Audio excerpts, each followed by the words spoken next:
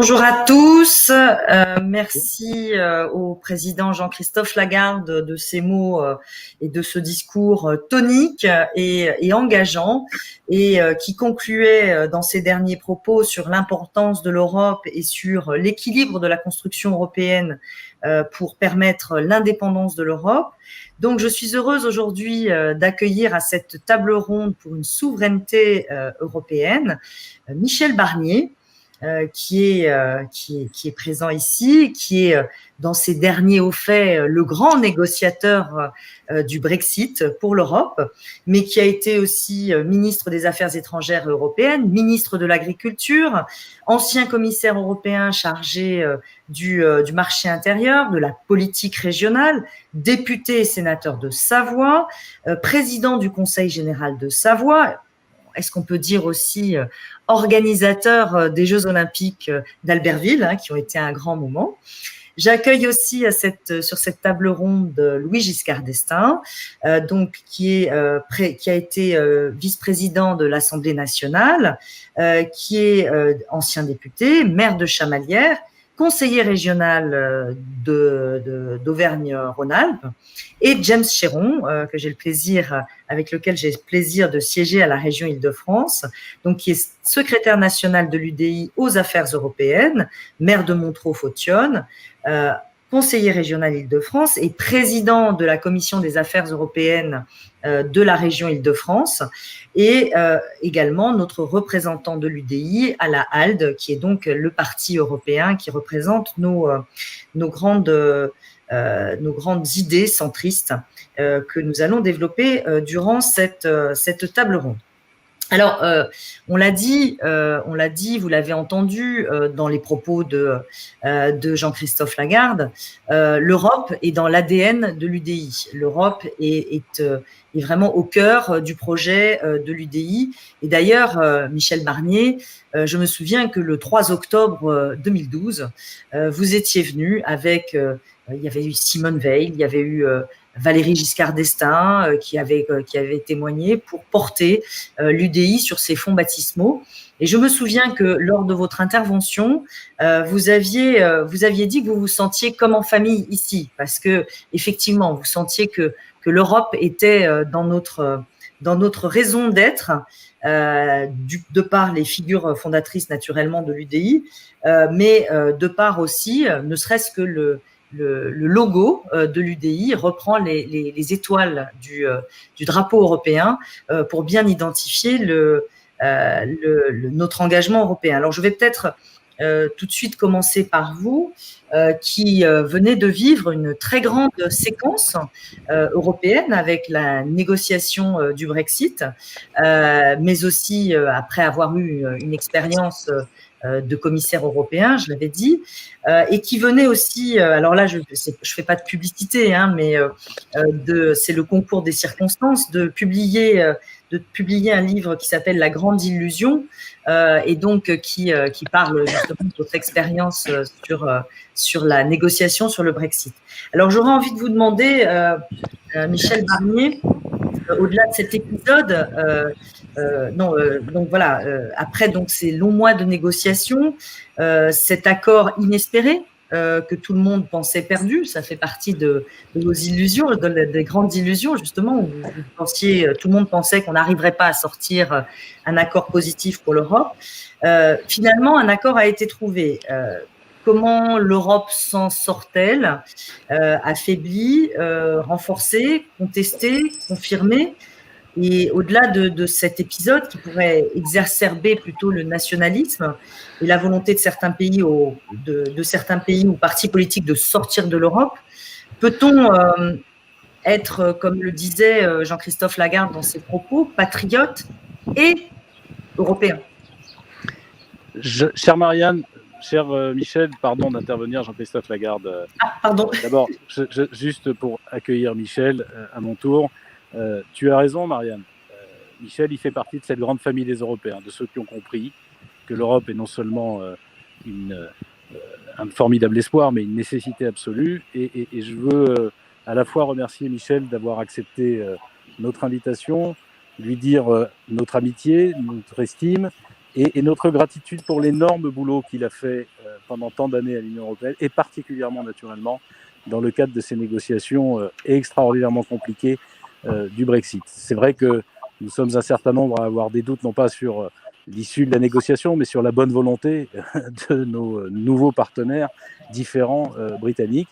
Mais en tout cas, j'ai apprécié et admiré la solidité dont il a su faire preuve face à un Premier ministre britannique dont je ne dirais pas que la bonne foi, la capacité de vie collective soit la première qualité qu'on remarque en tout cas. Et donc Michel, merci de venir. Cette étape européenne nouvelle, elle va constituer un tournant historique. Soit les Européens savent réagir, soit ils laissent l'Union européenne se déliter. Évidemment que nous serons du côté de ceux qui veulent qu'elle réagisse. Évidemment que nous chercherons à pousser et à trouver tous les partenaires, et tu en fais partie, qui aideront à ce que on fasse de cette épreuve une chance, un redémarrage, au moment où le monde, je le disais tout à l'heure, se constitue en grands blocs continentaux qui s'affrontent. Ne soyons pas les naïfs de l'histoire. Merci encore Michel. Tout ton parcours politique plaide pour le sens de responsabilité, de l'équilibre, mais aussi pour cet espoir européen. Et je suis vraiment ravi de t'accueillir. Tu vois, on n'a pris qu'un invité extérieur. Voilà, bienvenue Michel. Bien, chers amis, bonjour à chacune et chacun d'entre vous. Et pour beaucoup de raisons, je suis très heureux de retrouver l'UDI et ses adhérents. Jean-Christophe, je vous remercier sincèrement de cette invitation fidèle, puisque Marianne l'a rappelé à l'instant, j'avais été très heureux de participer aux côtés de Simone Veil, du président Giscard d'Estaing et de beaucoup d'autres à votre congrès fondateur. Je n'ai pas oublié ce que je vous ai dit à cette occasion, parce que je le pense toujours, je le pense pour aujourd'hui et pour demain. Notre pays, dans l'état où il se trouve, a besoin d'une droite républicaine forte, qui assume ses valeurs et ses idées, et d'un centre fort qui travaille ensemble, dans l'intérêt du pays et d'une France européenne. Voilà ce que je vous avais dit, Marianne, au congrès dont tu as rappelé le moment, le mois d'octobre, et je pense toujours ça. Et l'action que j'ai engagée, que je continue et que je vais amplifier en France, sera guidée par cette idée que nous avons tellement de raisons de travailler ensemble. Cet équilibre dont notre pays a besoin. Je veux dire par là que la stratégie de l'exécutif actuel, pour, je ne dirais que cela, de politique nationale, consistant à faire le vide entre lui, l'exécutif actuel, et le Front National, est une stratégie dont je vois bien peut-être l'intérêt pour certains à très court terme, mais elle est dangereuse pour beaucoup de raisons. Et je pense que jouer ces stratégies, c'est jouer avec le feu.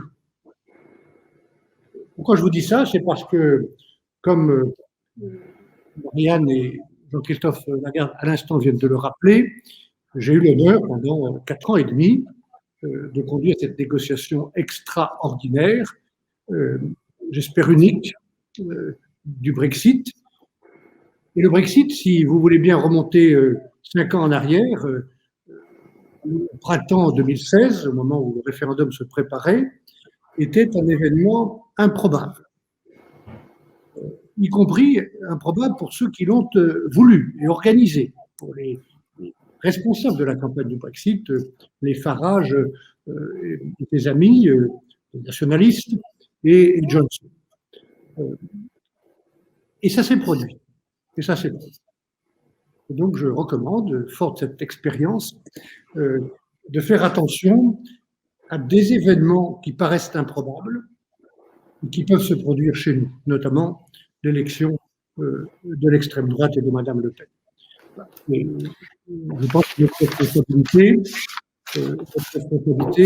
est clairement d'anticiper et d'empêcher cette situation de se produire, non pas en étant agressif ou défensif, au contraire, en étant sur nos valeurs, sur nos idées et en marchant au milieu de la route. Je voudrais maintenant vous dire quelques mots des leçons que je tire de cette négociation, en saluant évidemment Marianne à côté de toi, mon ami Louis Giscard d'Estaing, mais aussi James Chéron et Louis Garicano qui vont participer à cet échange. Le Brexit, il est lié à une volonté d'assumer totalement la souveraineté nationale. Et cette idée que je peux comprendre, parce que c'est aussi pourquoi on fait de la politique. On est chargé de défendre l'intérêt national de notre pays et donc d'assumer cette souveraineté pour nous-mêmes, ici, chez nous, en France. Les Britanniques, sous l'impulsion d'un certain nombre d'hommes et de femmes politiques du parti Tory, l'impulsion d'hommes et de femmes qui ont quitté le parti Tory pour, à l'époque, constituer le parti UKIP, nationaliste, avec le soutien d'un certain nombre d'acteurs de la City, fonds d'investissement qui voulaient se libérer des règles européennes qu'ils n'aiment pas, parce que ces règles, je les connais bien puisque je les ai en partie reconstruites comme commissaire européen. C'est des règles qui obligent à de la transparence, à une limitation des bonus, à davantage de responsabilité, je vais dire de morale ou d'éthique. Ça les empêche de spéculer tranquillement et donc ils voulaient s'en échapper. Mais ces groupes-là, souverainistes, nationalistes et acteurs financiers, quelques autres, ont surtout su exploiter la colère sociale et utiliser un sentiment populaire. Et c'est ce point-là que je veux dire à mes amis de l'UDI, comme je le dis à mes amis des Républicains et aux Français en général. Nous devons être attentifs, comprendre pourquoi 52% des Britanniques dans ces régions ont voté contre Bruxelles, contre l'Europe. Il y a des raisons, et le peuple a souvent de bonnes raisons. Un sentiment populaire, ce n'est pas le populisme. Un sentiment populaire, il faut en comprendre les ressorts, les raisons, les conséquences. Comprendre, écouter et répondre. Et ce sentiment populaire, il est fait exactement, chers amis, comme nous le constatons dans beaucoup de régions. Et en ce moment, je vais aux côtés de mes amis et de nos amis. Depuis 3 jours, je suis ici dans le Grand Est et je vous parle depuis Strasbourg, de la maison des parlementaires européens, où Anne Sanders m'a accueilli tout à l'heure. Dans cette grande région, Jean Rotner, qui conduit des listes départementales et régionales de la droite et du centre, on voit bien dans certaines parties de la région ce sentiment populaire. J'étais en Auvergne la semaine dernière, je serai en Bretagne la semaine prochaine, dans le centre. On retrouve un peu partout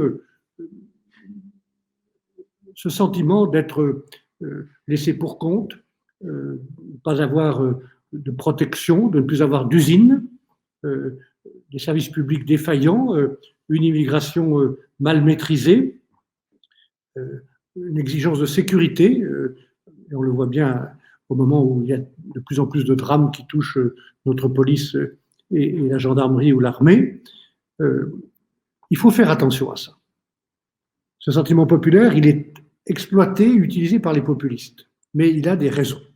Et il faut répondre et trouver des réponses. Là où elles se trouvent, et pas seulement à Bruxelles, il y en a à Bruxelles et à Strasbourg, au Parlement européen, des réponses, évidemment.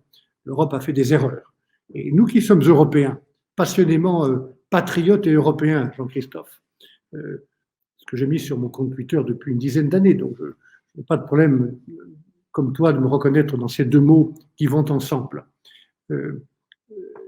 Nous devons faire une forme d'examen de conscience. Nous sommes libéraux, je suis libéral, mais le libéralisme, ce n'est pas la dérégulation générale qu'on a pratiquée à Bruxelles pendant 30 ans avec le soutien de gouvernements de droite et de gauche, consistant à laisser des banquiers faire ce qu'ils voulaient. On leur a permis de faire ce qu'ils voulaient et de se mettre à leur propre service plutôt que d'être au service de l'économie réelle. Des bonus insensés, des produits toxiques. Cet excès de dérégulation, accompagné d'une grande naïveté dans nos échanges commerciaux. On a ouvert nos portes, nos fenêtres en pensant que les autres allaient faire la même chose. C'est mal tombé parce qu'ils n'ont pas fait la même chose. Et aucun autre grand pays du monde n'a ouvert les portes et les fenêtres avec naïveté comme nous l'avons fait, sans aucune réciprocité dans les échanges commerciaux. Le mot de politique industrielle était un gros mot à Bruxelles depuis le début. Ce n'est que depuis quelques années, Jean-Claude Juncker d'abord avec le fonds Juncker et aujourd'hui avec Thierry Breton, où l'on peut reparler d'une stratégie industrielle et de notre indépendance industrielle, agricole, alimentaire et numérique.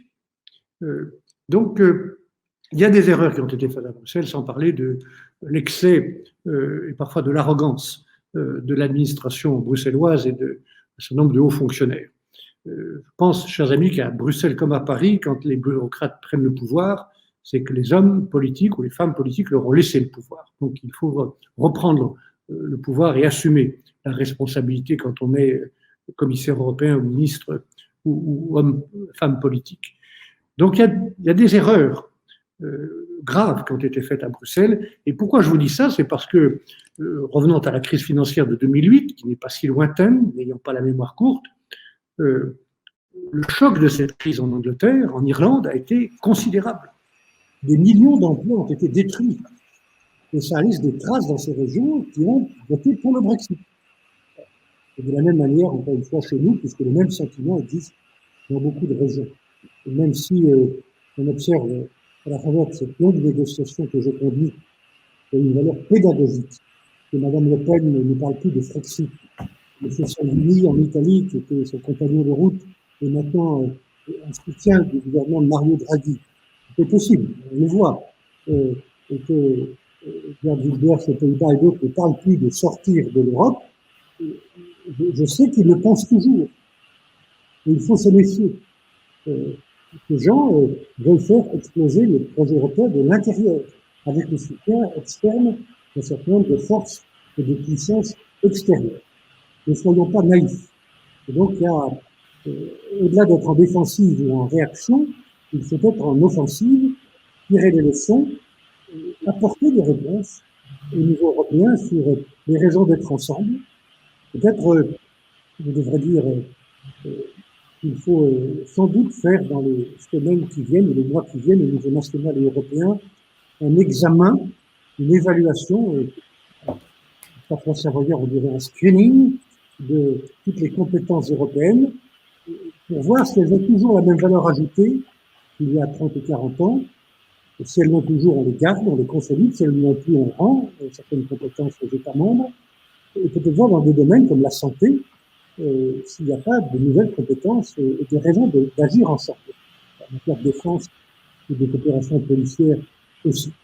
Voilà, c'est le premier point. Et puis, il y a des réponses à ce sentiment populaire qu'il faut trouver à Paris, dans l'action nationale, et ça sera l'objet du prochain débat présidentiel, auquel je prendrai ma part, et puis évidemment des réponses régionales, je l'ai vu tout au long de ces 3 derniers jours, avec Jean Rottner et les maires et les élus que j'ai rencontrés, et les acteurs industriels, et parfois au niveau local, s'agissant des circuits courts, des services de santé mutualisés ou des transports. Pour ne pas être trop long, je voudrais juste faire référence à 2 choses qui touchent à la souveraineté et à la manière d'exercer et de défendre cette souveraineté nationale, qui ne doit pas être l'apanage des populistes et des souverainistes. Pas plus que l'écologie doit être la propriété des Verts ou la culture la propriété de la gauche. Nous devons assumer et reprendre le contrôle de ces débats et y prendre notre part. Mais j'ai le souvenir d'un discours qu'a fait un membre de la Commission européenne quand j'en étais donc la première fois avec un mercredi, que j'aime beaucoup, qui s'appelle Chris Patten. Chris Patten a été le dernier gouverneur de Hong Kong. Et Chris Patten disait dans un discours, une conférence, cette question: est-ce que la défense de l'intérêt national peut-elle et doit-elle être toujours nationale? En d'autres termes, est-ce que l'exercice de la souveraineté nationale peut être toujours solitaire? C'est le choix qu'ont fait les Britanniques. Et moi, je pense que nous devons exercer cette souveraineté nationale de manière solidaire. Et je plaiderai c'est le sens de l'action, et je pense que nous partageons ce sens. Jean-Christophe, avec tous les amis et adhérents de l'UDI, de vouloir être dans un cadre de solidarité solidaire plutôt que d'être seul pour défendre nos intérêts nationaux. Et pourquoi je vous dis ça? C'est parce qu'il faut bien regarder le monde tel qu'il est. Et si je peux avoir une valeur ajoutée personnelle dans ce débat et dans les temps qui viennent, ce sera aussi de plaider pour que nous n'ayons pas un regard trop hexagonal sur la manière d'exercer notre souveraineté, de défendre nos intérêts nationaux. David Cameron, et ce sera mon dernier point. David Cameron, qui a eu la bonne idée, si je puis dire, de faire ce référendum sur le Brexit, au moment où il l'a fait, plaidait, j'espère sincèrement, pour que le Royaume-Uni reste dans le marché unique et l'Union européenne. Et il avait publié un tableau qui montrait tous les 10 ans quels sont les 10 pays les plus importants du monde sur le plan de l'économie, le G10 de l'économie. Et en 2010-2020, nous y sommes, il y a 4 pays européens qui sont encore dans le G10. L'Allemagne, le Royaume-Uni, l'Italie et la France. Et tous les 10 ans, au rythme probable de l'évolution des uns et des autres, et vous savez bien, chers amis, que dans le monde d'aujourd'hui, parfois on nous espère encore, mais plus personne ne nous attend. Plus personne. Eh bien, tous les 10 ans, il y en a un des 4 qui est éjecté du tableau. Et en 2050, il n'y a plus que l'Allemagne qui est 9e, près de la sortie. Moi, c'est pas ce tableau que je veux voir se réaliser. Je pense que nous devons être bien conscients que si nous ne sommes pas ensemble, dans le monde d'aujourd'hui, face à de grands États continents qui n'ont besoin de personne pour compter, pour être à la table, pour imposer la défense de leurs intérêts, si nous ne sommes pas ensemble, nous ne sommes pas à la table. Nous sommes derrière, spectateurs de ceux qui décident pour nous. Et moi, j'ai pas envie, je ne suis pas engagé. Il y a maintenant très longtemps derrière le général de Gaulle.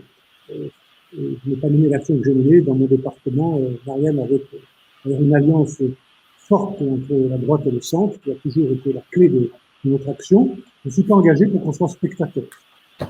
Je veux que la France soit actrice de son propre destin, que les Français soient acteurs de leur propre destin. Mais dans le monde d'aujourd'hui, c'est un certain de sujets. Le changement climatique, qui est tellement grave et qui est la plus grande menace, et qui va changer toutes nos habitudes, dans tous les domaines. Les grandes pandémies qui vont se multiplier, pandémies humaines et animales. Et la lutte contre la pauvreté, à côté de nous en Afrique, qui va provoquer des migrations considérables. Les turbulences financières qui vont recommencer. Face à toutes ces menaces, à tous ces défis, il y en a d'autres. Le terrorisme, évidemment, parfois souvent lié aux autres phénomènes. On ne peut pas agir tout seul. Sinon, on n'existe pas, on n'a pas le poids suffisant. On ne peut pas exercer notre souveraineté nationale tout seul face à ces grands enjeux. Donc c'est aussi simple que ça. Et je sais que ce que je viens de vous dire peut être compris par tout le monde. Donc il faut l'expliquer. Après, comment on fonctionne ensemble? Comment fonctionne cette mutuelle des nations et l'Union européenne? C'est une autre question. Quel progrès on peut faire pour davantage de démocratie, moins de bureaucratie, de vraies politiques communes avec une valeur ajoutée? Ça, c'est une bonne question. Mais être ensemble, c'est une clé pour exercer notre souveraineté nationale. Maintenant, ayant dit cela, je dirais ça en conclusion, vraiment, il faut que nous, Français, nous soyons capables de participer à ce jeu collectif, à cette mutualisation. Là aussi, il ne faut pas subir. Ça passe exactement par un travail que nous devons faire avec nos députés européens, nos représentants à Bruxelles, et par les autorités françaises qui doivent redonner de l'influence à notre pays.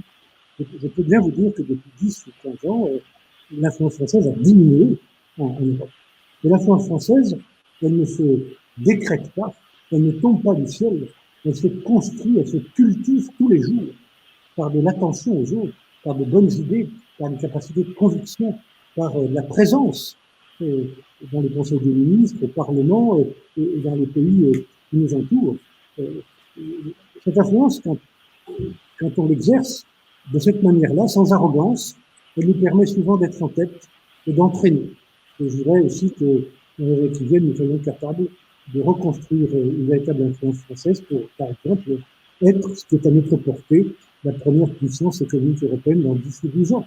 Voilà une ambition à notre portée légitime dans l'ensemble des domaines de l'économie. Voilà quelques leçons que j'ai tirées de cette longue négociation, et comme a bien voulu dire Marianne, sans faire publicité, mais pourtant pas de honte à le dire, je viens de raconter cette longue négociation, j'espère d'une manière intéressante, dans ce livre, La Grande Illusion, le journal secret du Brexit, chez Gallimard. Chacun pourra ainsi prolonger par cette lecture, si vous le voulez bien, la suite de cet exposé. Merci de votre attention.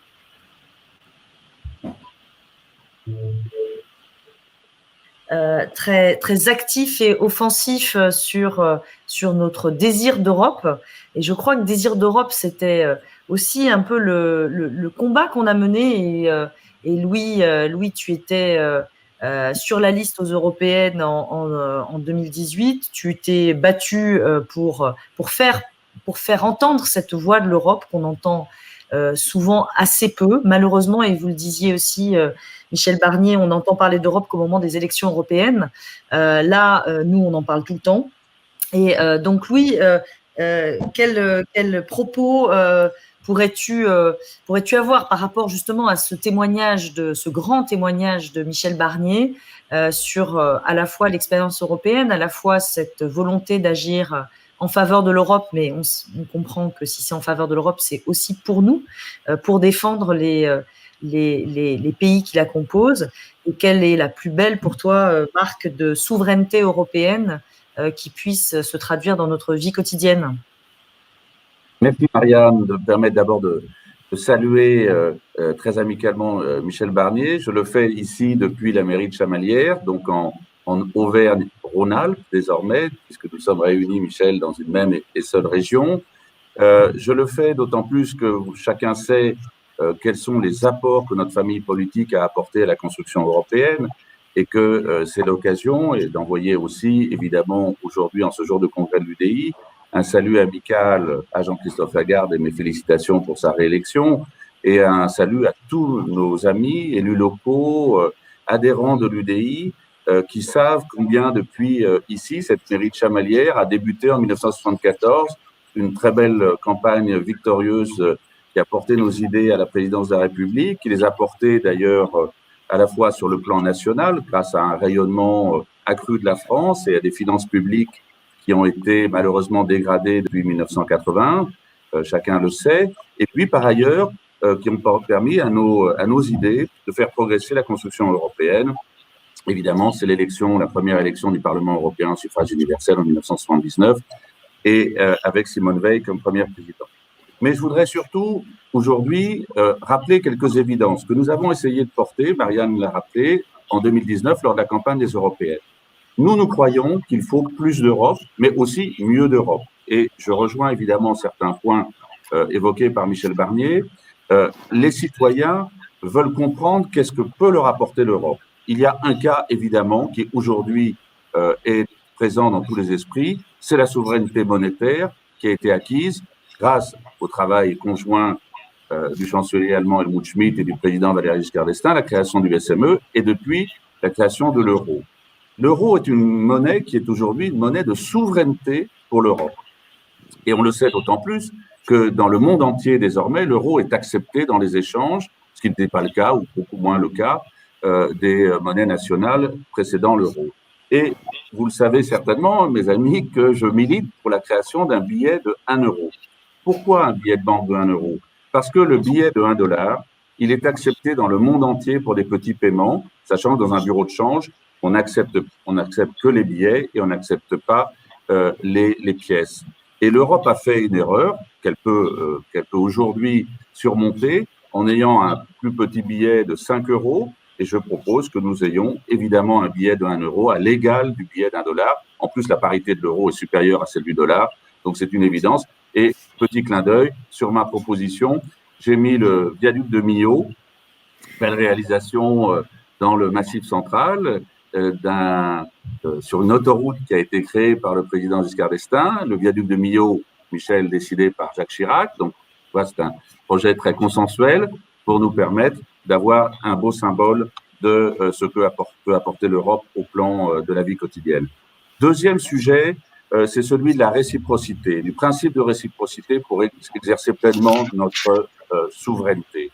Tu as parlé, Michel, tout à l'heure, de la question du libéralisme et de la façon dont c'était malheureusement mal vécu, et à juste titre, dans certains cas, par la position de la Commission européenne.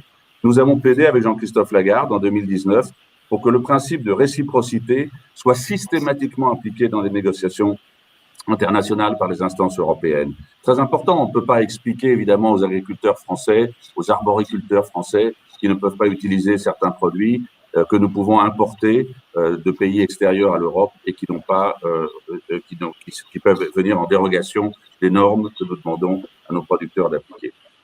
Nouvel exemple, nouvelle démonstration d'un besoin de souveraineté européenne, c'est la question de la santé.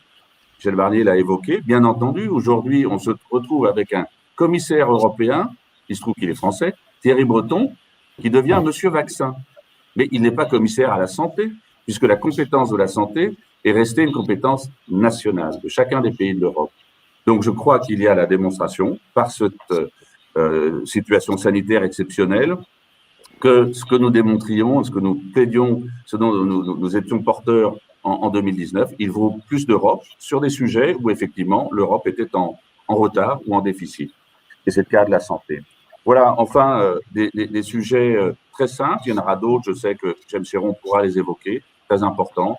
La question de la souveraineté en matière de justice européenne, d'un parquet européen, d'un FBI européen, tout cela concourt à faire en sorte que les gens comprennent mieux ce que peut leur apporter l'Europe et soit la meilleure aussi démonstration de ce que, à contrario, ceux qui sont contre l'Europe n'ont pas aujourd'hui une réponse adaptée. Voilà ce que je voulais vous dire, chers amis, depuis la mairie de Chamalières. Et je dois vous quitter parce que, en tant que maire, je dois participer à la célébration d'un mariage. Donc, je vais vous laisser poursuivre cette table ronde avec mon amical soutien. Merci à vous. Merci beaucoup, Louis. Justement, c'est les avantages aussi du distanciel, c'est qu'on peut à la fois participer au congrès de l'UDI et marier des habitants quelques minutes après.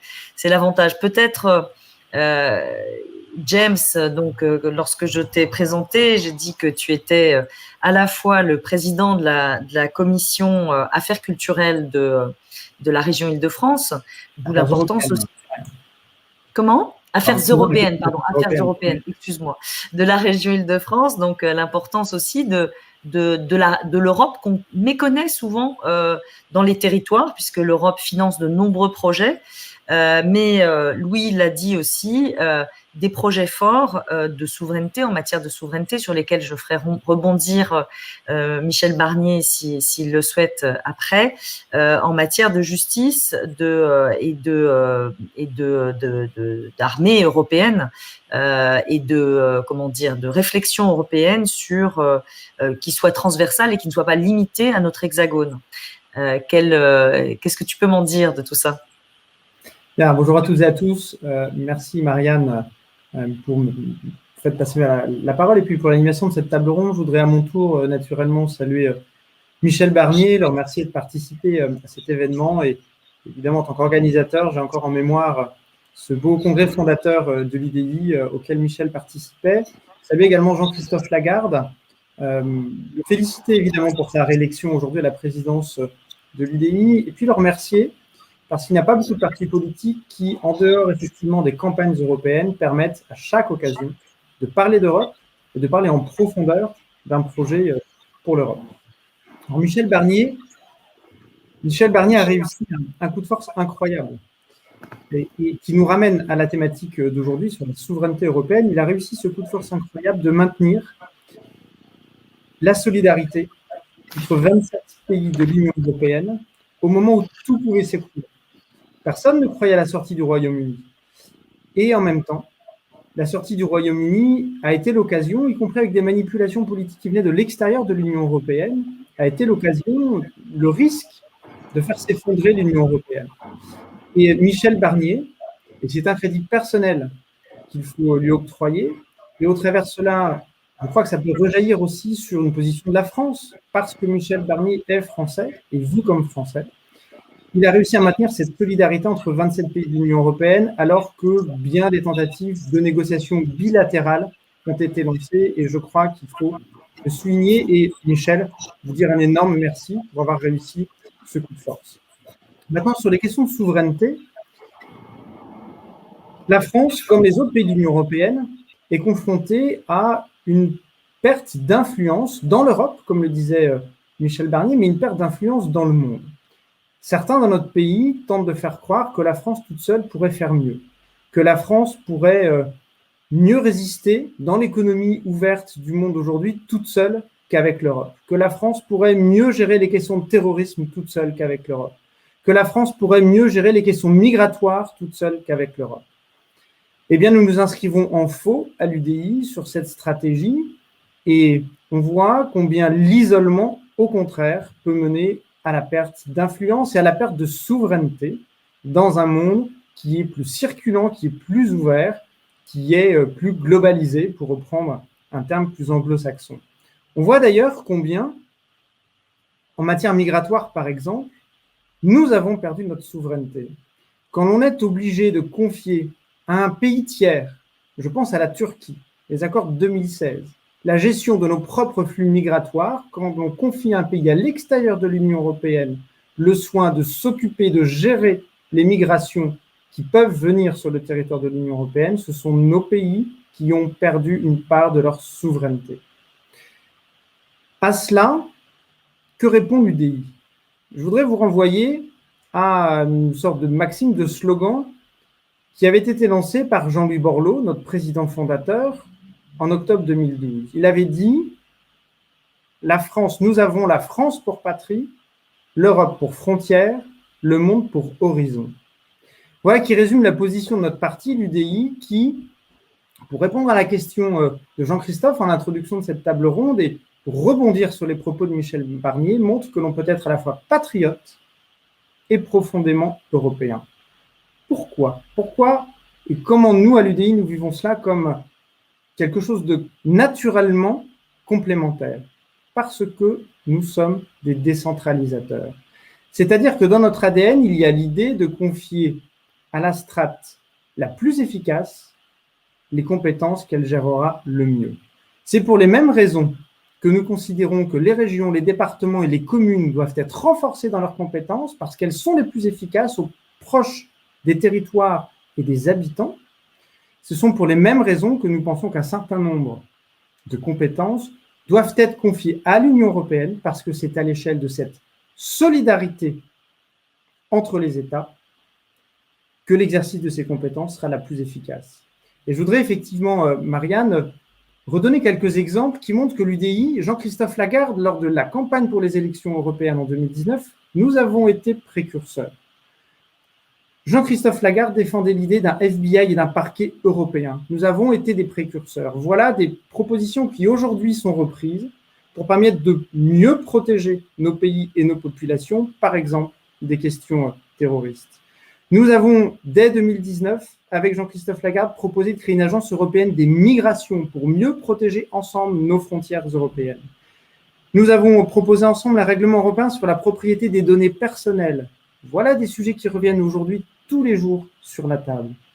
Nous avons, Louis Giscard d'Estaing le rappelait, proposé un principe de réciprocité absolue à l'échelle européenne en matière économique pour garantir l'équité à nos entreprises et par exemple pour nos agriculteurs. Voilà un critère de souveraineté également. Michel Barnier évoquait les portes et les fenêtres ouvertes. C'est ce qu'a fait l'Union européenne depuis un certain nombre de décennies. Nous sommes les seuls à le faire. Et nous ne pouvons pas exposer nos entreprises, c'est-à-dire aussi nos emplois et notre avenir, à ces portes et ces fenêtres ouvertes. Et puis, Jean-Christophe le rappelait, nous avons été le seul parti à proposer dès 2019 une politique européenne du médicament. Évidemment, tout cela prend son sens à l'heure que nous traversons une crise sanitaire sans précédent.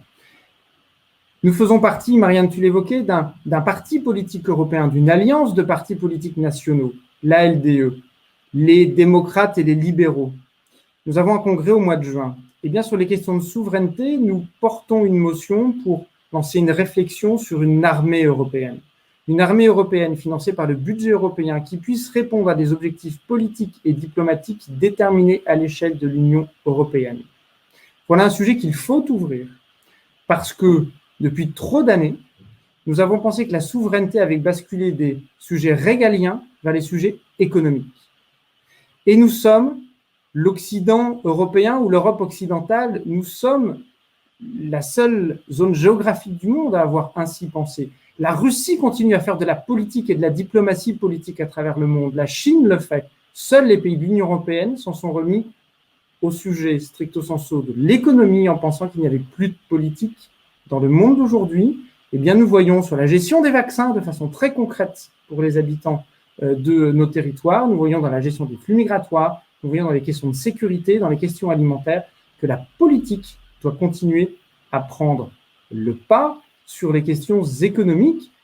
Ce n'est pas parce que des entreprises ont des moyens supérieurs à un certain nombre de pays dans le monde que les décisions politiques des pays n'ont plus d'importance. Et je le redis, à l'UDI, nous pensons qu'un certain nombre de sujets concernant notre sécurité économique, certes, sanitaire, diplomatique, économique, militaire, stratégique, doivent être réglés à l'échelle de cette solidarité européenne. Ce sont les États-Unis d'Europe que nous appelons de nos voeux depuis nos premières élections européennes à nous, l'UDI, en 2014, les États-Unis d'Europe, comme un projet d'indépendance partagée, celui qu'évoquait Jean-Christophe Lagarde dans son discours tout à l'heure. Je vais finir, Marianne, par faire le lien avec tes propos. Nous sommes des décentralisateurs, nous croyons dans une Europe qui puisse remplir mieux parfois que les États un certain nombre de questions d'ordre régalienne y compris. Nous croyons aussi, puisque nous sommes des décentralisateurs dans nos régions, et les régions sont considérées par l'échelle européenne comme étant un échelon territorial efficace. Et comme tu le disais, je préside la Commission des Affaires européennes de la région Île-de-France, eh bien nous gérons pour le compte de la Commission européenne un certain nombre de fonds structurels parce que nous savons mieux, en tant qu'élus régionaux, comment ces fonds doivent être utilisés, pour quels projets, auprès de quels acteurs, de quelles communes, de quelles associations, de quelles entreprises. Et c'est cette Europe extrêmement concrète qu'on ne voit pas, dont on ne parle pas, alors que dans la piscine près de chez vous, le développement du port de telle entreprise pour favoriser le transport fluvial, tous ces exemples extrêmement concrets sont financés par des fonds européens avec le soutien décisionnel, organisationnel et logistique de vos conseils régionaux partout en France qui servent d'opérateurs, d'autorités organisatrices de la gestion de ces fonds structurels européens. Voilà la cohérence qui est celle de l'UDI. Nous croyons à la fois dans nos collectivités territoriales et nous croyons à la fois dans une Europe plus forte parce que chaque échelon doit être utilisé au mieux pour protéger les habitants de l'ensemble de nos pays au sein de l'Union européenne. C'est l'Europe que nous défendons, ce sont les États-Unis d'Europe que nous défendons à l'UDI avec Jean-Christophe Lagarde et tous nos élus territoriaux, municipaux, départementaux, régionaux. C'est une conviction profonde dans notre famille politique, celle de l'UDF, celle de l'UDI aujourd'hui, et que nous défendons chaque jour dans toutes les institutions auxquelles nous siégeons, et y compris en dehors des élections européennes. Analyse qui, je crois, vient bien compléter les propos que Michel Barnier, et je vois Louis Giscard d'Estaing qui est revenu, le mariage a été un peu express, donc qui est revenu, qui complète bien donc les propos de Michel Barnier. Michel Barnier, j'ai envie de vous donner un peu, vous êtes notre grand témoin, notre grand invité, de vous donner le mot de la fin par rapport à ce que Louis a pu exprimer, ce que James a pu exprimer, et puis par rapport justement à cette nécessité de revoir dans l'organisation de notre administration, de nos administrations, de nos institutions, de revoir peut-être donner plus de proximité. On l'a vu sur la première table ronde qui était à la conquête des territoires, plus de proximité aux territoires et peut-être plus de cohérence par rapport à l'action européenne en étant plus fortement européen, tout en gardant cette notion de patriotisme, de revendication, quoi. On peut être français et européen, ou européen et français, sans que ça soit antinomique, et on peut même être européen, français et auvergnat. Donc on peut même descendre sans que ça soit antinomique, et la nécessité d'une bonne articulation. On le disait à l'instant, le projet européen tel que nous le concevons dans la famille de l'UDI est un projet à la fois fondateur et un projet d'indépendance, mais d'indépendance partagée. Voilà, donc qu'est-ce que vous pouvez nous dire par rapport à ça, sachant que vous avez le mot de la fin, donc nous avons très peu de temps encore, mais que je souhaitais que vous puissiez justement réagir par rapport aux propos qui ont été tenus et conclure cette table ronde. Le son. Il faudra mettre votre son. Voilà. Pardon. Oui, je peux être bref parce que votre temps est contraint. Et puis moi-même, je dois, ici à Strasbourg, reprendre un train pour Paris.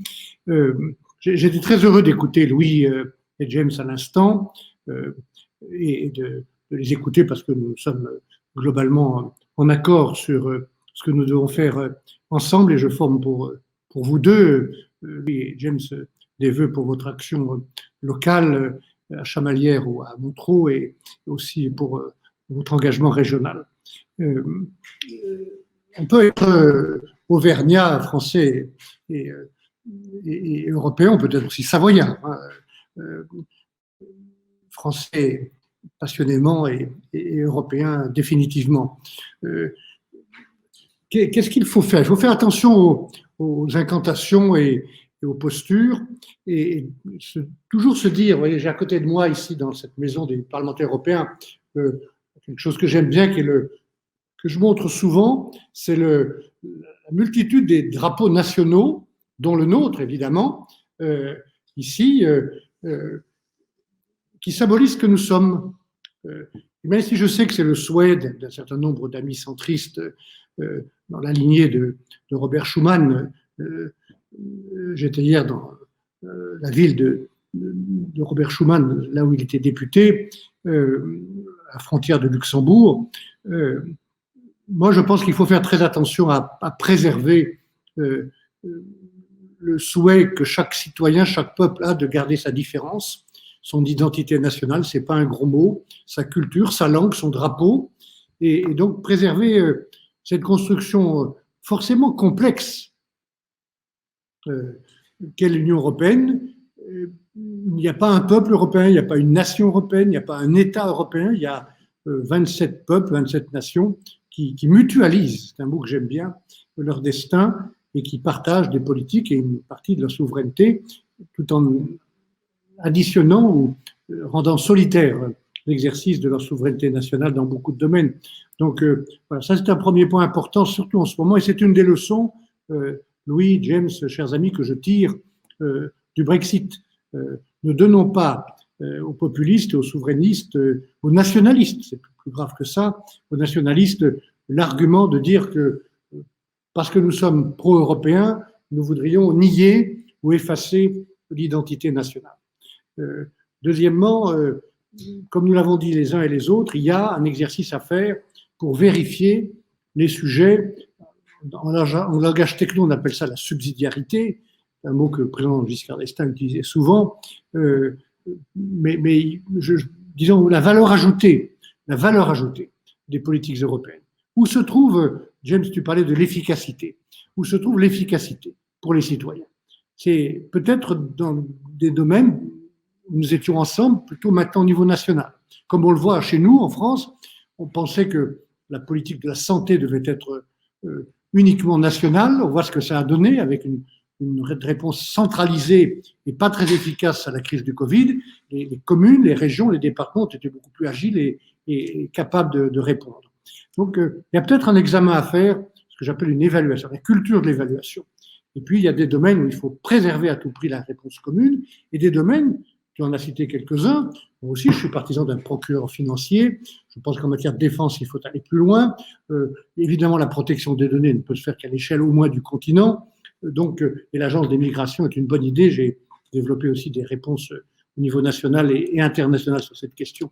Donc, faisons cet examen. Voilà les deux réflexions que je voulais faire devant vous quitter maintenant, mais en vous remerciant très sincèrement de votre invitation. Je vais continuer avec vous, si vous le voulez bien, à tout faire.